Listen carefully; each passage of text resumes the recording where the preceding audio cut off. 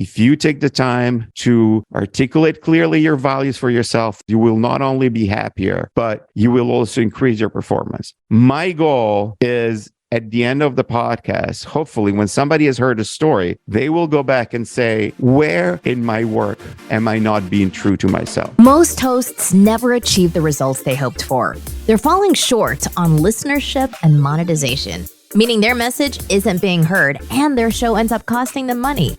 This podcast was created to help you grow your listenership and make money while you're at it. Get ready to take notes. Here's your host, Adam Adams. Hey, what's up, podcaster? It's Adam A. Adams, your host, and today I am joined with a guest. Not just any guest. He's become a friend. We've worked with him. I met him originally at a podcast event. There must have been thousands of people there, and we were sponsoring. So today we're going to talk a little bit about authentic leadership. That's his podcast, his role, what he's been doing. And I was actually listening to the show before recording this. And so my first question is really just on that guest. So I'm just curious, was it Judi Fox? Judi Fox, hashtag Fox Rocks.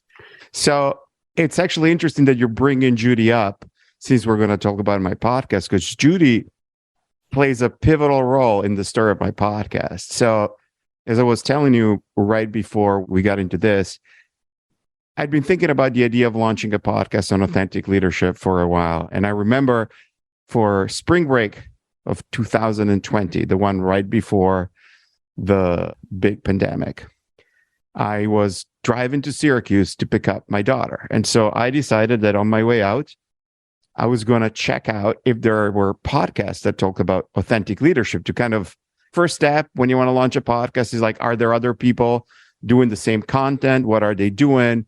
What do I like about what they do that I can incorporate in my show? And then what am I going to do on top of that to make my show unique? So I listened to a couple of podcasts about authentic leadership. I scrolled through, and for some reason, when this one specific podcast, I'm like, I want to hear, it was a man hosting the podcast, so I want to hear a female guest. And Judi Fox was a guest talking about LinkedIn. And 3/4 through the episode, and keep in mind, this is a 5-hour drive, so I had a lot of episodes to listen to. I was so excited by what she had to say that I'm like, okay, I am now going to go the next stop. Instead than listen to another authentic leadership podcast, I listened to her podcast, which she had at the time. And then through her, I got to a podcast by a woman named Rachel Cook, who is called, it's something about Make Yourself a CEO or Become a CEO. And Rachel also had 2 episodes on how to start a podcast. And those 2 episodes were sort of like incredibly helpful. Like I remember being in the hotel in Syracuse the morning that I was supposed to go and pick my daughter up. And, the city was already pretty empty because people had started to evacuate and locked in for COVID. And I remember running on the treadmill, listening to Rachel Cook and how do you start a podcast? How do you think about strategy? How do you think about recording, et cetera? And just getting into this space where I felt like I can start a podcast. And I think in this space, one of the things that I love about the podcast community is that it's still a space where if you're operating at an indie or semi-indie level, like you and me and others are, it's still a very cooperative space, right? So I felt like I need to pay it forward to these people that have been instrumental in my launch. And then the second part, the people who are going to listen to Judi's episode in my podcast. Judi is a phenomenal LinkedIn consultant, and the episode that I had with her is about how to be authentic in your LinkedIn presence and networking. So I was working as a result of hearing her on this podcast. I started working with her. And I was brainstorming with her, how do I launch my podcast? And I need to do all this research and then I'll talk about it. And she said, nobody shares their journey, right? Because there's uncertainty in the beginning. What do I do? And so she gave me the idea. And so before I even started booking guests and recording, I sort of posted, I'm going to start a podcast. I don't know how I'm going to do it, but by posting it on LinkedIn, I'm holding myself accountable. And then I went through the process of selecting the hosting platform, selecting the recording platform, selecting my microphone. And I shared all of those posts in LinkedIn so that by the time I launched the podcast, the people who were following me on LinkedIn were already aware that I was launching a podcast. And so, as I said, like, it was about time. We had this conversation with Julie in the spring of 2020, and I was very excited to bring her in as a guest. Her episode is episode 66. So, knowing that I've been able to put out content regularly, it was bi-weekly, became weekly, thanks to your advice, actually. I want to give you credit for the work that you've done with me. It was very exciting for me to bring her in, share her value with my listeners, kind of recognize the role that she has played in my podcast. I got lots of notes already. By the way, Dino, I should say this to you now. If you see anything jump into the chat box, I'm not trying to tell you something. You don't got a booger coming out of your nose or anything like that. That's where I take my notes. You should let me know if I have a booger coming out of my notes. Okay, done. We'll even pause the recording if something like that happened. Awesome. Now I'm self-conscious about my own nose. So there's quite a bit there. One takeaway for the listener who is either a brand new podcaster, been doing it less than 2 years, or an about to be podcaster, is that Dino did his recon. After he figured out that he wanted to do this, after he followed Judi and Rachel and listened to those couple of episodes about podcasting, he decided to go and do his own reconnaissance about what other things are out there? Are they good? Are they bad? What should I imitate? What should I do differently? And I think for any of us that are trying to stand out as a thought leader, any of us who are trying to have our own podcast, being able to kind of like draw a line in the sand and say what we do that other people don't do is important, but you kind of got to do your recon to know what that is. I thought that was really, really good. I was listening to your podcast, as I mentioned, and one of the things that you did, or at least with Ms. Fox, Judi, you said, I normally come up with my bio and my introduction after I've recorded the episode. And that stuck to me when I was listening to your podcast. I thought it was good, and I wanted you to share with another podcaster today. Why do you do that after? And also, does it make it more work? So, and I think there's a lot of different theories about what and how you should do at podcasting.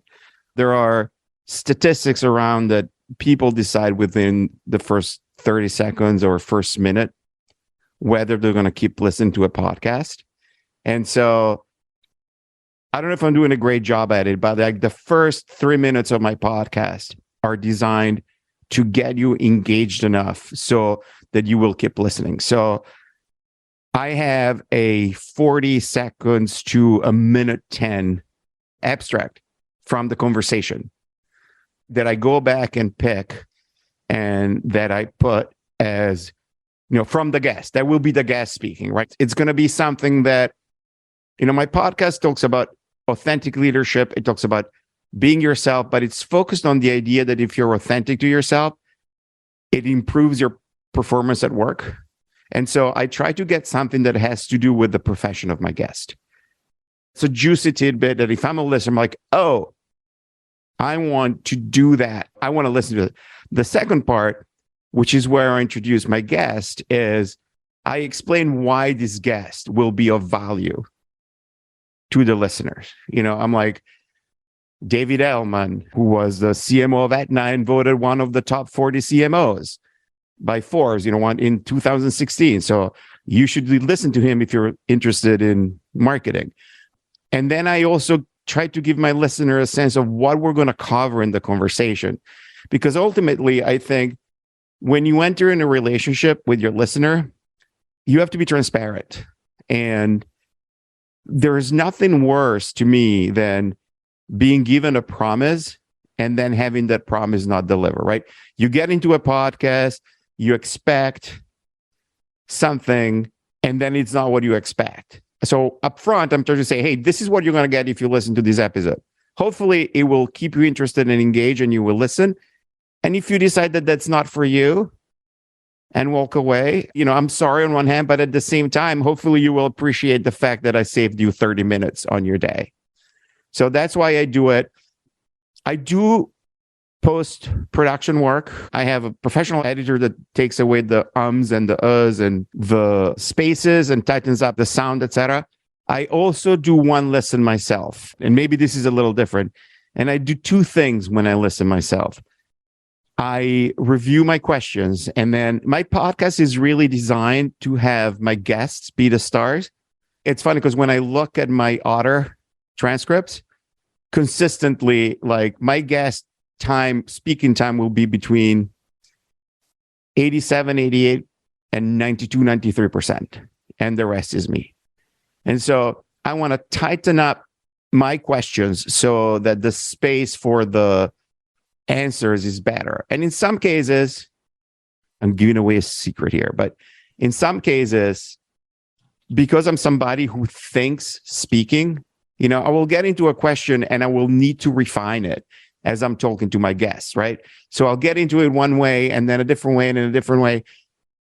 And then, so I will, in some cases, my guest gives this amazing answer and it took me 1 minute and a half to get the question out, but the question is a 30-second question. Like, how do you do this? So I'll go in and I'll re-record my question so that the listeners gets less of my rambling and more of my guest.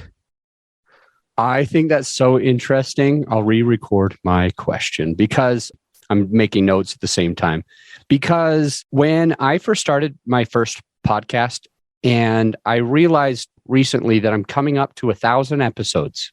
That's crazy to me. That's amazing. Congratulations. Thank you. Yeah, we had like 600 and something with one show, about 100 with another show. And then this show, we're about 300.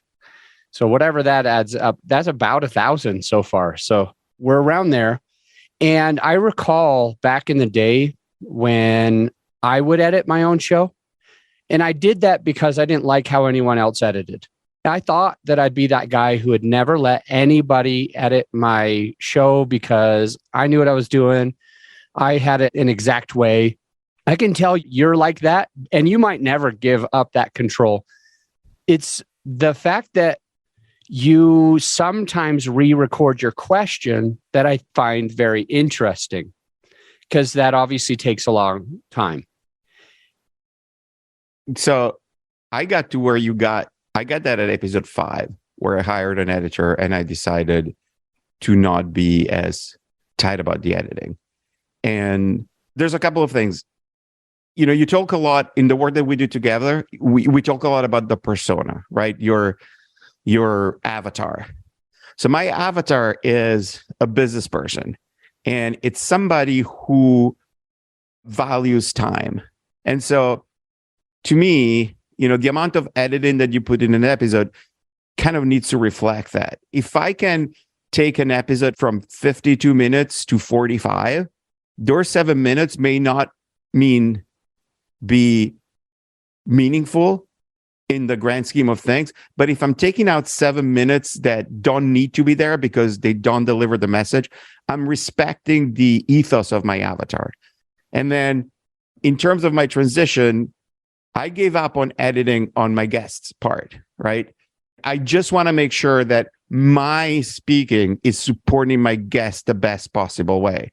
And I don't really re-record many of the questions. Like an episode that will have a lot of re-recorded questions may have 2 re-recorded questions.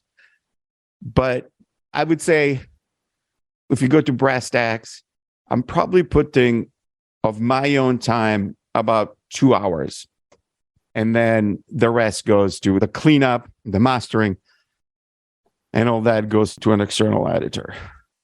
All right. So I just remember for me, like, how you think out loud? Yes. I'm the same way. It's really helpful for me. And you even mentioned in a way that sometimes you might state a question, rephrase that question, and rephrase that question again. I recall doing that a lot of times, like thinking that I was going to ask a question, but going into detail to make sure that they knew what I was saying, and then doing that again in a slightly different way to make sure that they understood. And then on the third question that I would ask, it was usually a little bit better. So one of the ways that I would do it is I would delete the first 2 times that I messed up trying to ask the question and just leave the third one. And every now and again, I felt like I had to just, this is garbage. What did I want to know? I wanted to know, how old are you? And so then I just ask, how old are you? And then I have to go and splice it in. Is that what you do? Yeah, more or less. Yes. I think of one of the things that you do as you get through a lot of recorded episodes. First of all, there's an amount of learning and experience as to how you ask the question, how you phrase them. So there's a lot less of weird things right now. And then second, I think you get a little less pressures around the content. And it's finding the right balance between delivering the experience that you want to deliver for your listener and understanding basically where the extra work that you're putting in doesn't add any value. I like that. That's a good quote. We need to save that. Sorry, Dino, keep going. Yeah. And for me, over time, you learn, right? You're like, this episode there's a few imperfections in there, but it actually delivers everything that it needs to deliver. Like the main thing for me is to have the listener never feel like I'm not respecting their time. Like I'm leaving things in there that are not relevant. Like I remember I have a little bit of a guitar gear addiction. It's a problem that I have had for a long time. And there was a podcast that was getting a ton of reviews about how great it was, and how awesome it was. And so there was an episode with a specific type of instrument. The title was about a specific type of instrument that I'm really excited about. And I get into the podcast, and the first 30 minutes are the 2 hosts talking among themselves about things that have nothing to do with the guitar, and things about, oh, there's something out the window here. Oh, I wonder what that is, which is great, but that's a guitar podcast. And I just want to have the content that I came for. And for me, that is really important to respect what your listener wants. And I'm not saying that I'm perfect at delivering that, but that's my intent, right? I think hopefully one of the greatest things that happened to me when I was starting the podcast and I was finding my first 3 guests, the podcast had not been published. I was reaching out to people in my business network. Hey, would you like to be on my podcast? This is what I'm trying to do. And I'm totally unproven at that point. And one of the potential guests asked me this question. So what would you like a listener to do after they've listened to your episode? And it's a really, really powerful question. And everybody who is starting a podcast or who is in a podcast should ask these questions to themselves, because if you start with that goal in mind, then all the other stuff like, oh, am I getting X downloads, etc., is not relevant. Because if you think in the world that at least 1 person, 2 people, maybe 10 people will take the action that you want them to take for themselves, right? When I'm saying what I want my listener to do is not, oh, I want a listener to come into my funnel. I want a listener to hire me. What do I want a listener to do with their life? And for me, my podcast is called Authentic Leadership for Everyday People. The basic idea is that if you take the time to articulate clearly your values for yourself and make all your decisions, including at work, according to those values, you will not only be happier, but you will also increase your performance. And so my goal is at the end of the podcast, hopefully when somebody has heard a story, they will go back and say, where in my work am I not being true to myself? And what can I do to be true to myself? And how will that impact my work and then my life through that? And so that is really the main guiding light to me as I choose my guests, as I engage them in a conversation, as I do my finished product, I'm asking my question, will somebody at the end of this episode feel more inspired to take that action of myself? I really love that. I want the listener to figure out their way of doing this. Is there any advice that you would have? That it would have to be kind of a blanket advice, since the listener has different types of podcasts, different types of businesses, but to figure out that goal that you had. So your goal is to have someone say at the end, where am I showing up in my work that I'm not being true to myself, and how would it impact me if I fixed it? Yeah. How do we get there? Well, I think you need to go at the core of what your podcast is, right? Like I would imagine your ideal outcome is that if somebody listens to your podcast, to any episode, they would be able to do 2 or 3 things because they listen on their podcast that makes their podcast better. If you're doing a cooking podcast, well, hopefully somebody will have the ability to make everybody feel like they can cook, to break the barrier. Or you need to first go into what's the specific topic of your show. And second, go into, if I want to leave something better to the world as a result of the show, what is it? For me, I start with my listener in mind, and I start like, if you're taking some value away from the podcast for yourself, then it doesn't really matter whether you're going to hire me as a coach, do anything, because I've done something. And at some point, hopefully you will tell somebody, hey, you should listen to this podcast because it helped me. And I think that, and some of it, I think I'm in an interesting position because at the core of my podcast is the idea to be true to yourself. And so I have a little bit of an advantage in that gives me, on one hand, some guardrails in that I cannot be fake. And on the other hand, it gives me actually the ability to veer out of the strict podcast, because if I want to be authentic, I need to be willing to share things about myself that are connecting to the listener. So I did, midway through my first year, I had a podcaster that I actually met at the convention where I met you interview me about who I was. So that put me through the same script that I put my guest through, right? And so you want to get the good, the bad, and the ugly about Dino. There are 2 episodes about me where you can get that.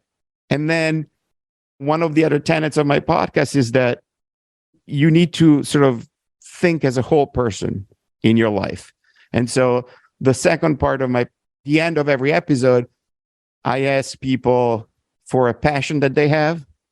I have a question which I call, in my own script, it's not named this in the interviews, I call it the bullshit detector, which is I ask people which business jargon expression they hate.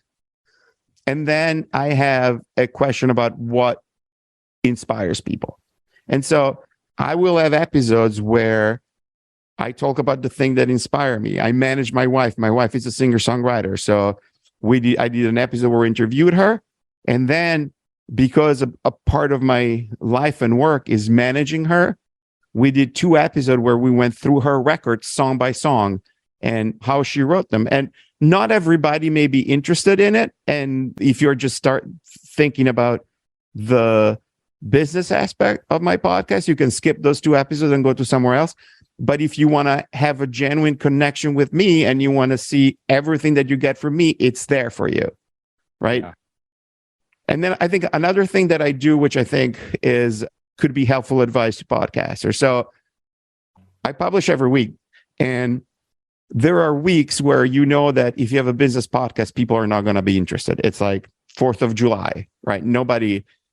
That's the time that people are taking time off. Thanksgiving, the winter break. So I use also those weeks as ways to create episodes that either give a better introduction of the show or bring people into my life. And also it's respectful. If I have a business guest who comes on, I don't want to put them on in a week that may have less downloads. So for example, every year, the week of the 4th of July, I take all the business jargon expressions from the year before and do an episode, which is very fun.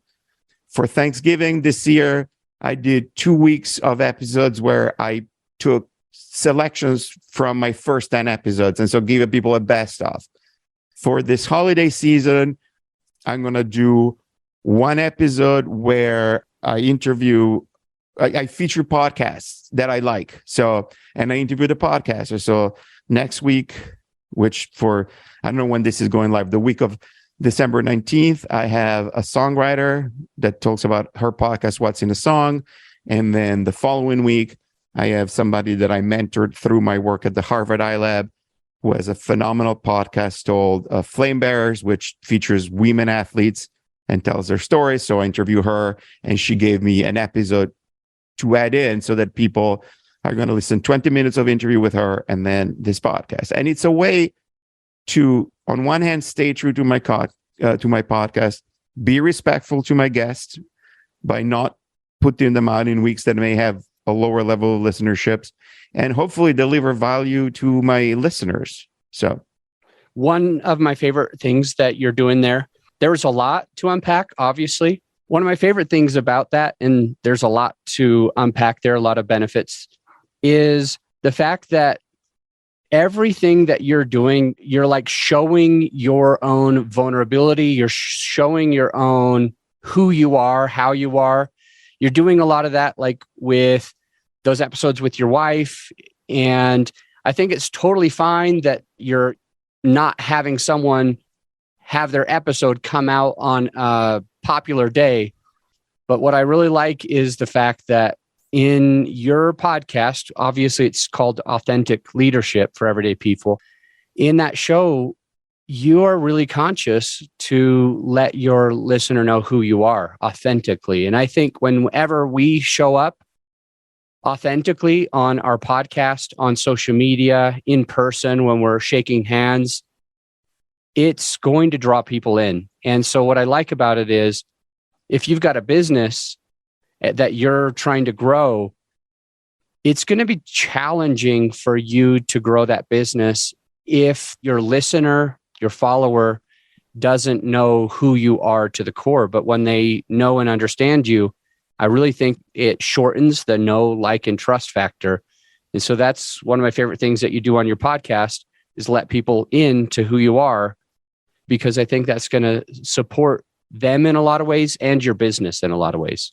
I'm glad that you caught up on that. That's a very deliberate choice. And just as part of my background, I have about 30 years of experience in services, right? So I started my career as an investment banker, went to Harvard Business School, went to consulting, and then in the early 2000s went into the digital agency marketing world. I did that for big agencies for about 12 years. Then I was, for a year and a half, I was digital marketing officer at a private equity owned company. And then I've been on my own as an independent marketing consultant for a number of years, and then transitioned into coaching. And then I have now started, half of my time now is dedicated to marketing agencies that I started with a friend of mine.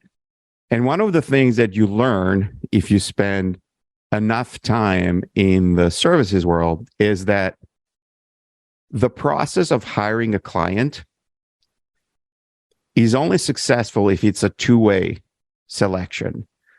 If you're not the right service provider for a client, there is no benefit in them hiring you. Like, I could go through a pitch process and misrepresent who I am and win that business. That's going to come back and hurt me really badly 3-6 months in. And I think this is sort of like a little bit into my other world of the coaching, but as you think about your evolution in a career, right?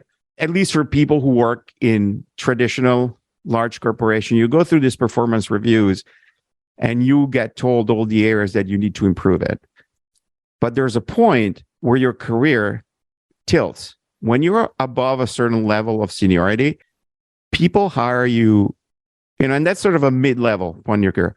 People hire you for what you're good at. And so there's a real advantage into doubling down on the things that you're really good at, that you really are, and be really clear and transparent. Because if you have a clear idea of where and how you can deliver value and the type of clients that will find that value, you will be a lot more appealing to those type of clients and increase your chance of winning the right clients. And you will avoid wasting time with clients that are your wrong clients, right? So I'll give you like an example that we used to do. I worked at Bain Consulting and I worked at Lehman Brothers as an investment bank. And this is an example that we used in our pitches, which is in those industries at the time, there were like Goldman Sachs was the gold standard for investment banking and McKinsey was the gold standard for consulting. And, we used to say there are certain executives who just want to be able to walk to their board and say, as a CEO, I hired company X, I hired Goldman, I hired McKinsey, because you can't get fired for hiring the gold standard, the brand that everybody knows. But other people, and there's nothing wrong with that as long as you're aware that that's who you are. And then there are certain other type of people that they want. No, maybe they like the upstart. Maybe they like going with the risky little boutique investment bank or, the one-off consultant, and they're willing to take that risk. And if you are able to exactly identify who you are and connect with those type of clients, that will get you further ahead and will serve your client better. And so for me, when I'm looking for clients, for coaching clients, for an executive who's going to put their career in my hands for a company that's going to spend money to have me work to help either a CEO be more effective or newly promoted SVP who is coming from a certain area, like learn and be more effective in that, they need to know who I am. They need to know that even though I have a lot of the traditional training, I'm also a little different than some of the people who are just like pure traditional. I have this additional interest. I have this mix of different activities. And so I think that's where the transparency comes through. And I need to deliver that in my podcast. I need to be authentic and true if that's my promise. It's kind of like a blessing and a curse to hold myself accountable, right?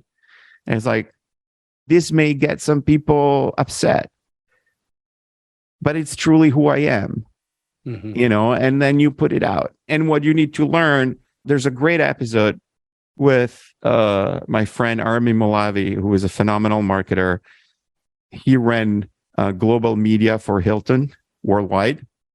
Before now, he's a solo marketer. And, we talked about how he formed his identity, and Armin is gay. And he talked about the process of coming out through high school and college and having this really outward personality in his gay identity, and then getting to the point of realizing that, he could live into his own identity as to who he was without being in your face all the time, right? And so there's a process as we go through identifying who we are where we find the right balance and we're able to be transparent and we're able to be ourselves, and we also get an understanding of the things that maybe are not appropriate to. A lot of good stuff. I have a couple more questions that I have for you today. One of them, I want to talk about your editor, that you do a couple of hours worth of work and then you pass it to somebody else who's professional. You did that, I think, on episode 5. And I think that when the listener hears about that, it sounds like it could be costing a lot of money. I don't have that money. I'm not sure if I should do that. Isn't there AI that just automatically could do this, cutting out some ums and uhs, and you wouldn't have to pay somebody? So I want to ask you about that, and also about your just best podcasting advice that we might not have talked about. But first, a quick word from our sponsor. Hey, my friend, as you know, this episode is sponsored by my company, GrowYourShow.com. We want you to be able to have the best tools at your disposal without costing you a whole arm and a leg. So right now you can get a free list of vetted equipment that like mics, mixers, webcams, sound treatment, editing software, everything that you need. I created the whole PDF with direct purchase links just to save you time and money, to help it be more convenient for you. So this free PDF will help you skip all the guesswork. If it's on there, it's vetted and approved by yours truly. And if it's not on there, it's probably not worth the money. So go ahead and get yours at growyourshow.com/PDF. Let's get back into the show. We're back with Dino Cattaneo. Did I say that right? No, it's Cattaneo. Cattaneo. Yeah. I think I'm doing better now. Yes. Cattaneo. Is it Italian? Yes. I was okay. born and raised in Italy, moved here when I was 25. Nice. And we're talking about a couple quick things. The second one is just the best advice that he has for you, the listener. You are a podcaster, brand new at it. What's going to help you? The first one, I just want to go on, if you were listening to him talk about how he edits for a couple of hours and then he passes it to somebody else that he pays. If you're wondering, hey, I heard that there was this free resource where this AI can take out the ums and uhs automatically. You don't have to pay for that. And you're thinking through this. I want Dino to share why he does it, how he does it, so that it makes sense to you so you can make your own decision. Dino. So I'm actually going to go to the second question first because the editing follows from that. Okay. The best advice that I have for the listener who is thinking about starting a podcast is, number one, to know why they want to do a podcast, and number two, what they're trying to get out of it. Because the answer to this question will determine the amount of time and resources that people are willing to commit to the podcast. So in my case, my podcast has 3 goals. The first one, it's really something that I love doing. And there's a really, really important conversation that I feel I'm carrying on, that it's important to me. The second goal is that it helps me as a way to generate awareness about me as a coach, but it's not designed necessarily at this stage to be a funnel. It's just something that I send my podcast to potential clients before and after I have a meeting with them. And then the third thing is, it's not necessarily something that is a goal, but like those 2 goals lead to sort of like the amount of time every week that I'm willing to dedicate to that. And so I use an editor because the combination of the fact that 5 additional hours of that time that would go me into me getting the podcast where I want to get it are better spent on my other regular jobs, and what I'm earning from that more than cover for the cost of editing. In terms of the cost of getting a professional editor, edit a podcast, that's much less than many people think. So, you have podcast editing services that are incredibly affordable. I use another company that is not that much more expensive than yours, but does a little more of like content editing compared to what you do. But basically, the choice of whether to edit or not edit comes to the experience you want your listener to have. If you're having like a casual, fun conversation episode and that a style of podcasting, it's okay to have less editing, right? And then the amount of money that is worth for you to put into the podcast, and then that will determine how much you're willing to spend and the value of your own time. For me, 5 hours are better spent serving my clients than fine editing, taking out all the ums and the ahs and finding the right mastering level, putting all the different pieces together, putting in the music, etc. So that's where the answer is. But I would say, anybody can Google podcast editing and find the pricing, or as I said, they can go and look at how much it would cost to edit a podcast with you and realize that, unless you're doing this just really for fun, if it is in any way, shape, or form supporting any kind of business, 99% of the time, it will be money well spent. There's a quote, and I don't remember who said it. I want to say, actually, that's something that Rishabh Tabakawala said. He's my 3rd episode. And he said that rich people invest money to save time. People who are successful invest money to save time. If you look at, I studied economics. And so economics is the science of allocating scarce resources, right? So I think I have X hours in a week. And how much is each one of those hours worth? The first 2 hours that I put in the episode, that I put in myself, that's where I create all the value. That's where I make sure that the experience that I'm delivering gets to the level where I know that from that point on, it will be good. The fine tooth cleaning, which was what takes the most time, that's not worth my time. So if you're a podcaster and listener, I guess what I would encourage you is like, put a filter. Can you afford to hire an editor? Or what are you doing with those other hours? And can you earn in those other hours more than enough to cover the cost of an editor? Yeah, that's a perfect question. I just moved recently, and I wanted my assistant to hire a company that does all the packing, and then they haul it off and then they unpack. And she found one company that I think was $1,100 or $1,600, something like that. $1,300 or $1,600. I don't remember the exact price. Point being that she went with a different company that was $50 an hour instead. And it ended up costing me way more time and way more money. And it's frustrating to me to have to use my time to do something that I wasn't expecting last minute. The point is, it's kind of what you're talking about, and offloading the stuff that helps you to be able to save time and helps you to be more successful and focus on the things that are important.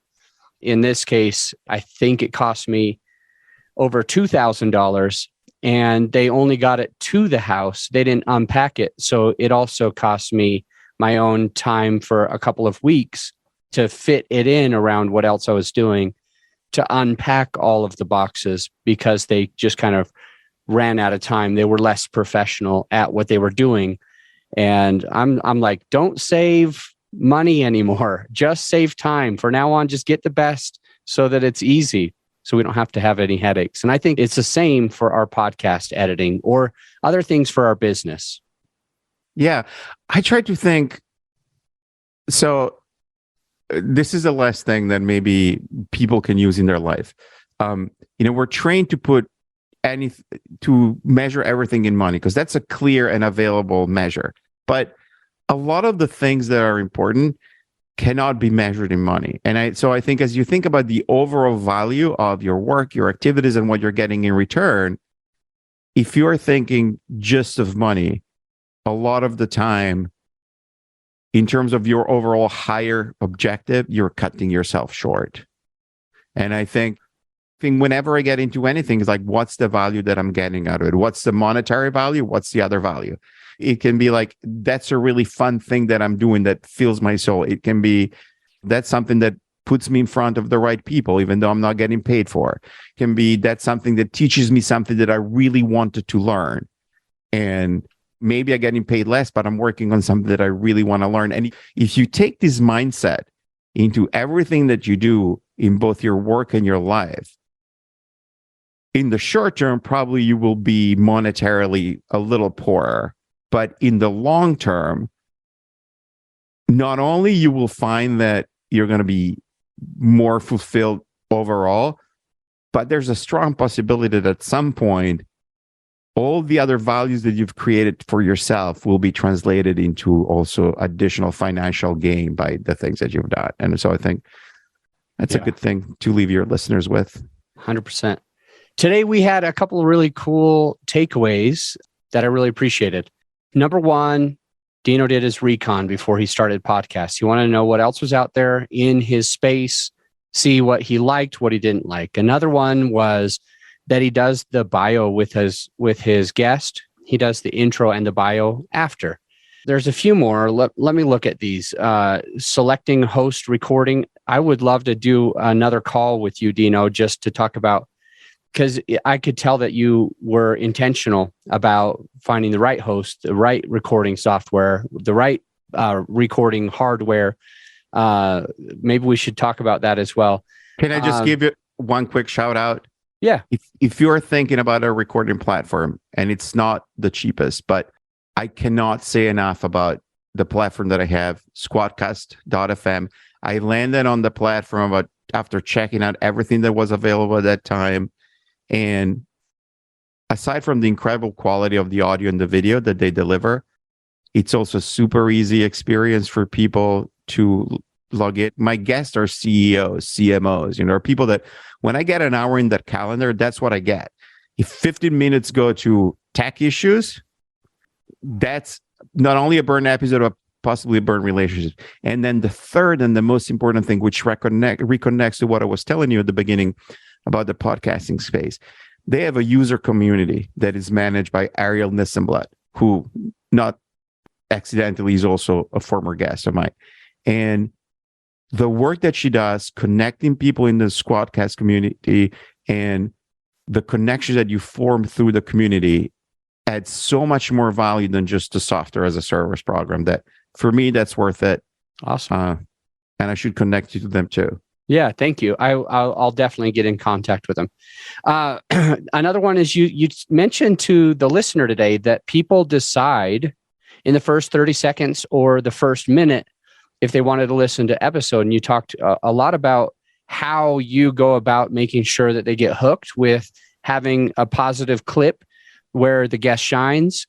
And we talked about using an editor or not. We talked about using AI or not. We talked about, here's a good one, letting your guest be the star. You mentioned something like you might only talk 3% of the time and they'll go like 97%. No, it's 88 to 92% for them. 88 to 92. Okay. Yeah. I'll record. So then you might re-record questions sometimes. You want to tighten up the questions. You mentioned how you think about your avatar and their ethos, what they're going through, what they need, who they are. And for you, it was a busy professional and you want to really give them that time. Finding balance, we talked about. We talked about your guitar podcast that didn't really meet the mark the way that you thought because 30 minutes of banter. Your experience with your wife, just showing who you are, even though maybe those 2 episodes weren't for everybody. So much more, your 3 goals, making sure that you love what you're doing, that you know that it's an important conversation, building the awareness of your brand. So I will share just real quick to the listener, Dino's bio is already in the show notes. That's why I don't read it out loud, because you can get that automatically by scrolling down. The website to his company is in the show notes for hiring him. All you have to do is just scroll down, click on that. And third is his podcast. So this is Authentic Leadership for Everyday People. That podcast is right below. So just scroll down, check it out. And if you go over there and listen, please leave him an honest rating and review. And I'll let you know also that every other episode on this podcast is a solo episode. So today we had a great conversation with Dino. Tomorrow, or on the very next episode, it could be right now, you don't have to go anywhere, is our solo episode where I just pour into your business. I will see you there. If you're glad that you checked out the podcast today, if you got some value out of this episode, some actionable takeaways, I invite you to do one of 3 things. A, you could do a written review on Apple. Let us know what you think. Just an honest written review. B, you could share the podcast with a friend of yours who needs it. Or C, at the very least, implement what you've learned to take your business and your podcast to the next level. And I'll see you on the next episode.